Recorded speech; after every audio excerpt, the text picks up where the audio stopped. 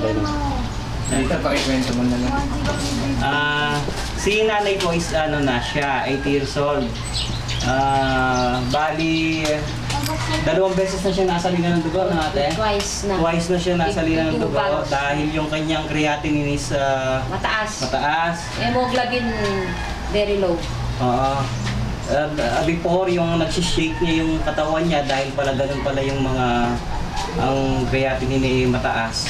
Parang ano siya. Ay, bato niya talagang ano, sabi ng doktor. Hindi na nag-function dahil sa katandaan. Sabi niya, sa katandaan, hindi sa ano sabi niya. Pag matanda ka na, huwag ka nang magtaka. Pag ang ano, yung talagang doon na ang tungo ng ano sabi niya. Tapos, yun nga, magmula nung ipainom namin yun, ayaw nga maniwala ng doktor. Sabi niya, nung ipa-blood chem ko, sabi niya, sa'yo ata ito, te. Sabi ng doktor, hindi. Sabi ko, hindi man ako nagpaano eh. Kay nanay lang yan, sabi ko. Tapos nung ano, nung itong angguli, late din na itong kitakalas niyang blood chem. Sabi niya, oo nga, sabi niya, naniniwala na ako. Saka nawala na yung amoy niya.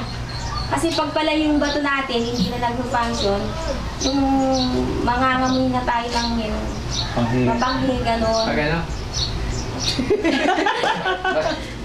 Yung ngayamoy, gano'n, yung naamoy ng doktor. Ngayon nawala yun. Gano'n. Ngayon talagang naniwala na yung doktor sa akin. Sabi ko, may pinainom kami sa kanya. Sabi ko na parang nga sa ano, narinig ng kapatid ko sa PBBC, kay PBBC ba ano po, yun? kay Mr. Enriquez po. Ang ano po doon, kinausap nga kami ng doktor na for ano na siya, for dialysis. But then, every morning po, yung pagsimula pa lang po ng programa, kaya kayo una-una na ano namin, naka-tune in na kami sa FEBC. Ngayon, narinig ko nga yun, sinabi ko kila ate, sinubukan namin. Kaya, ngayon nga po ang stamina ni nanay is tinatakasan na kami. Ang layo nung... Maganda ako, nag-ano ko ng spaghetti. Ang layo nung ano yung dating bahay ni nanay, yung sa kapatid namin isa doon sa kabilang subdivision. Tinalakad lang niya yon. Pag tumakas, alam mo na nandun. Kaya dyan sa kaibigan nila na yun din pong isang pasyente na nagpunta sa inyo isang araw na alala nyo. Sila Ramos. Ayun po. Yung nanay ni Vanessa. Opo. Doon po siya, nung nakipagkwentuhan dyan. Talagang tinatakasan na kami. Dati dito lang siya sa bahay. Kaya salamat po at narinig din po namin doon sa programa nyo kaya nalaman namin. Nanay yun. Pero liliwanagin ko, yung inano ni nanay, hindi ko kinukonsider na gamot yun. Opo. Hindi rin vitamins and minerals. Yun ay katutunan ng mga doktor. Kaya naniwala na yung doktor. Yun din po ang sinasabi ko dun sa mga ibang nagtitake na nire-recommenda natin. Sabi ko, hindi, yun ay kung may medication kayo, pagpatuloy mo lang, hindi yun nakaka-improve Dapat dun kay sa doktor ko na lang kunin, ano? medication mo. Yan, ilang hemoglobin na yan. Paliwanag nga ninyo sa Hindi radyo. pumapasok sa normal value. Binibuild niya yung ano mo, yung mga nasirang cells. Ngayon, yung Binuboost creatinine niya. So, Yan. ganun din ang paliwanag Okay na raw yan sa akin, Dok. May mga ilang yung kaibigan ko na Okay na. chiropractor. Dati talaga anong sinasabi na natin. Ano ba yung mga meron niyan? Paano yan? Dami niyang tanong eh. Wala bang ano yan? Sabi ko, for sure. Ano ko na lang. Hihingi mo ako. Oo, ano ko na lang, nasa kanya lahat ang ano niya, ano ko na lang sa computer niya. Sige po, nahanap ko kasi lahat ang ano hindi ko makita dahil nga, mag-brown Yung out bago, pa lang isa. Yung last niya. Yung before and after niya para... Hindi ko nga makita dahil nga nag-brown out, yung mga records naka... Hindi, kunin na lang po yung website I-doctor niyo na kung lang. meron kayo. I-email natin. I-add niyo. Hindi para diretso na sa... SAR 67. Yung email address. Nakakaibuan ka ito po. Yung dalawa niya. Papel na lang na. Diyan na lang. Teka, gagawa ko ng juice at saka spaghetti. Ito na lang, doon na lang. Tulungan mo na lang ako. Masarap pa kasi may nanay eh. Kaya nga din ako naka-abroad eh. Sabi ko kay nanay, sabi ko, di ba, ano eh, buhay eh, napakaikli. Kahit sabi mo buhay ka ng 100 years old, eh, kulang yung love natin sa pamilya natin eh. Napakasarap naman. Talaga po. Nanay. Kaya, Sa pandilig na yan. opo, malakas pa po. Naisasama pa namin siya sa ano, sa church. Ano ko dyan, wag mo i-air. Nangako siya, pero na-air niya accidentally. Yun nga, because yung gusto niya makatulong, kaya yun na nga, yung sa ibang taas, ay kung meron pasasalamatan niya, una sa taas, pangalawa, Opo. kaya kasi kung hindi dahil sa kanya, kung hindi rin ka dahil sa kanya, kasi Hindi malalaman, no? Totoo po yun. Totoo po yan.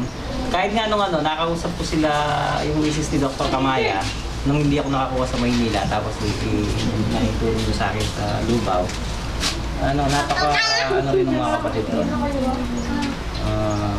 Actually, kahit dito, maraming, sabi ko kay ate, sana nga, yung isa sa Clark kasi naano rin ang puso nun. Yung may nagkaklag din yata. madali lang yung barat sa puso. Yung pong anak ko, 3 times siya naano siya, blue baby siya, survivor na siya. 3 times siya na-operahan sa heart center na final correction na nung I think 7 years old yata siya noon. Ilan taon na lang? 13 na siya. Pwede siya mag-take parang no?